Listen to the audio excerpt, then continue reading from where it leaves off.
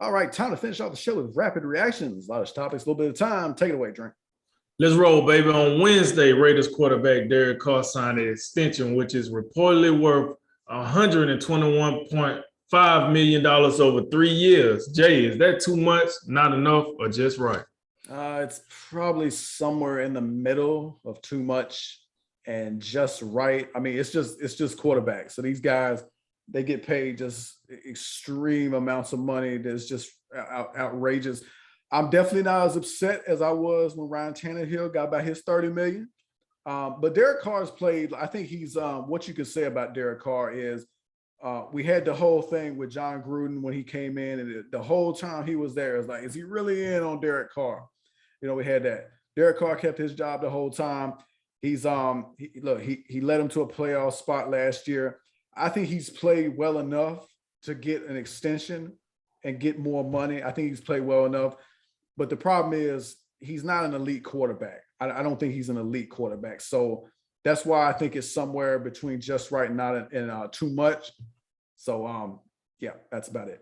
In other quarterback news, Browns quarterback Baker Mayfield was on something known as the YNK podcast on Wednesday and said he felt disrespected by the Browns after they traded for Deshaun Watson.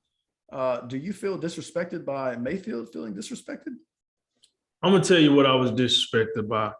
You know, it's a saying that they say kids will tell you the truth about them. So, you know, like people say, oh, I'm this, I'm that, or whatever. And then you talk to the kids and the kids give you a little more insight than they know they're giving you about, you know, their parents. Well, that's what I thought I seen with Baker Mayfield. First of all, he was over here spewing this crap about disrespect, like he ain't had enough time to do what he needs to do. And then his dog is next to him like he's done with this crap too. His dog is literally next to him like, hey, man, we still talking about this bull crap. You've been stinking up the joint.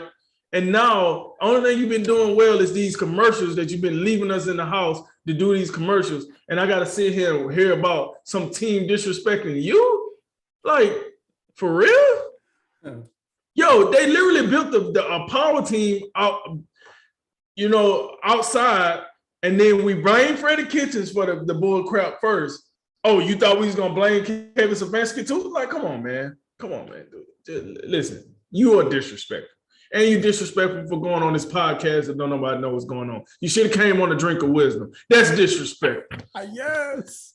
Los Angeles Dodgers star lefty Clayton Kershaw was pulled from Wednesday night's game after after pitching 7 perfect innings and 80 pitches. Was that the right call by Dodgers manager David Roberts? So I get the idea that you know, they had baseball had an abbreviated spring training, so these guys aren't fully stretched out. But I think in this case, I think this should have. If a guy has a perfect game going, you know, especially if it's 6 and 7 innings into it, he should have like the approval authority. Like you can pull me, but I have to like bless off on it because I mean. This is historical type stuff, you know. So I thought it was a mistake, but Clayton Kershaw, he did like back his manager up, so good on him. He a professional, but you know, in his great career, and he's had a great career, he ain't thrown a perfect game. This could have been his last opportunity. So I think it's a disservice to the fans. JT Daniels has decided to transfer to West Virginia after previous stops at USC and Georgia. What are your thoughts on that? I mean, he played at USC in Georgia. And he still transferred. That tell you all you need to know. The Colts have signed free agent cornerback and 2019 Defensive Player of the Year Stephon Gilmore for 2 years and $23 million. Does that sound like a bargain to you, Jay? I think so. I mean, Defensive Player of the Year 2-3 years ago. You know, dealt with some injuries the last couple of years, but you got to think like he's still perhaps got a couple of, you know, really good seasons ahead of him. I think this is a bargain contract. You know, it's probably due to, you know, him missing some games. But the Colts are one of those teams like, you know, they've had enough. They've had a lot of pieces. They just, you know, if they get some consistency at quarterback and they just feel like they're always one piece away, maybe if you can get another, you know, Pro Bowl type season out of Stephon Gilmore, combine that with Buckner and Leonard and some of these other guys, maybe that's enough to get them where they want to be. Tomorrow evening, it's UFC Fight Night. Luck versus Muhammad on ESPN Plus at the UFC Apex in Las Vegas. The main event is a welterweight bout between number 5 ranked contender Vincent Luck and the 6th ranked contender Belal Muhammad. Drink, who you got?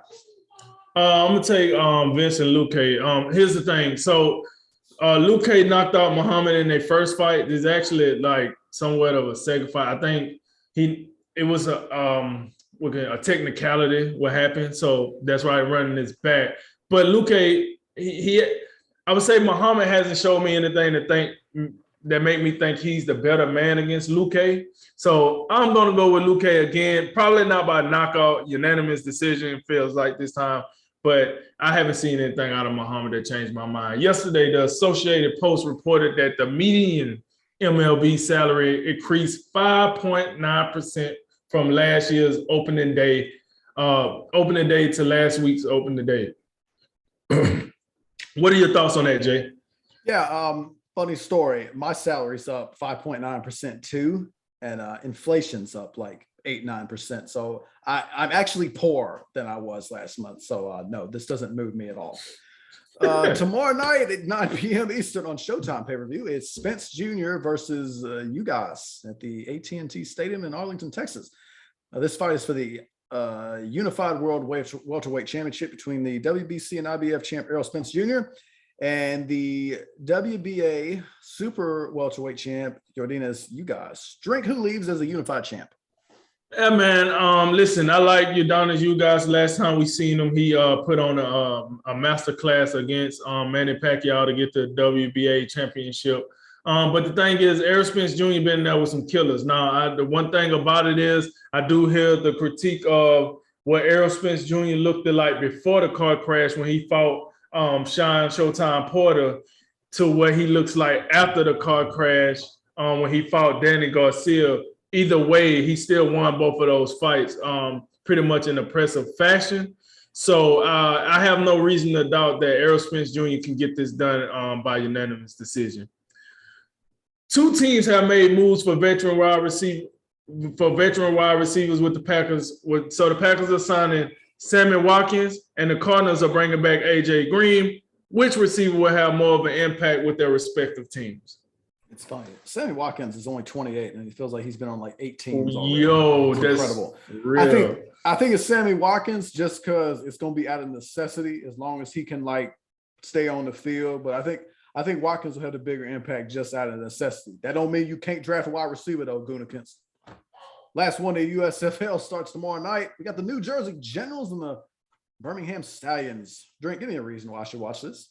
Hey, it's football in spring, baby. You know what it is. Hey, for all the people that have been out here asking for football in the spring, we can go year-round with football, but that's what we're going to get. And listen, at the end of the day, it's also a market. It's how I look at it. like it's kind of like MMA. You got UFC, you got Bellator, you got ONE, you got PFL.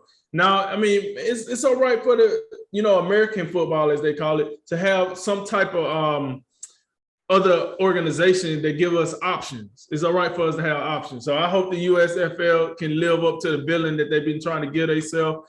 I'll be watching tomorrow night.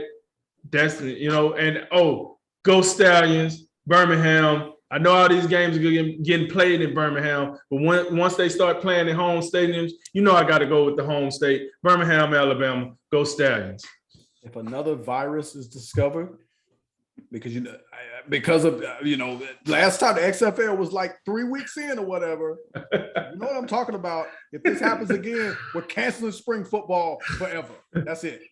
And that concludes tonight's Drink of Wisdom. As always, like, listen, share, subscribe, and thank you for joining us. I'm Jay Wise. And I'm Nathan Drinker. And remember, make tomorrow better than today and make today better than yesterday. And you know what we gonna do.